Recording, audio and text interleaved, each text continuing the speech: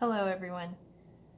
This week we are covering politics and the media, and I highly encourage you to read the textbook chapter, which is chapter 10, prior to completing this assignment. I will be describing the assignment in this video as well as with more detail in the weekly assignments folder. And like every chapter we cover this semester, this is only a brief overview of a topic that we could easily spend all semester covering. So a few words about the media. It's overwhelming, completely.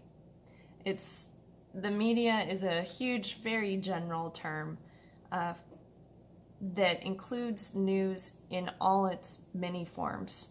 It includes social media. It includes a wide array of information that runs the whole spectrum between fact and fiction.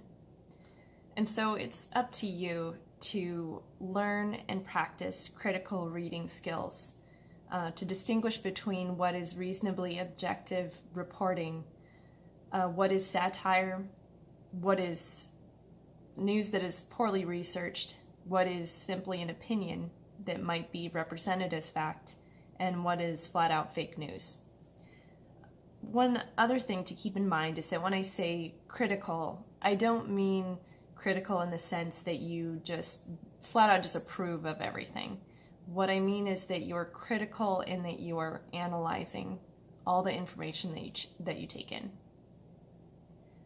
Now, what I mean by that in terms of the media, and especially with news, is identifying where it comes from. So if you are reading an article online, who is publishing it? Who wrote it? Who are their sources? Do they provide links or any other verification to prove who those sources are? What type of story is it or article? Is it an analysis or an opinion? Or is the journalist only presenting facts without their personal take on the issue? And is that difference made clear within the first few sentences? It's also a good practice to think about how the news makes you feel as you're reading it. Do you feel yourself tuning out or feeling angry or dismissive? Or does it make you feel satisfied? Or do you just get this gut feeling like this makes sense? Those are all things that are important to be aware of because of something called confirmation bias. And that is something that happens to everyone. And so it's very important to keep that in mind as you're reading. Confirmation bias, which is when we put more stock in information that confirms our belief and discredits information that does not line up with our beliefs. It's a very real thing.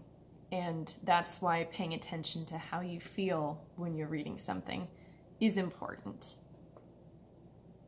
For this assignment, we're going to take a look at a recent event, which I will be posting as it gets closer to the due date.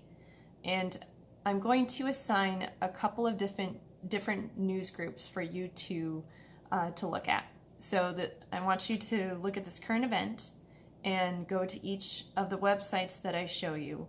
And I want you to look at how each place covers this event.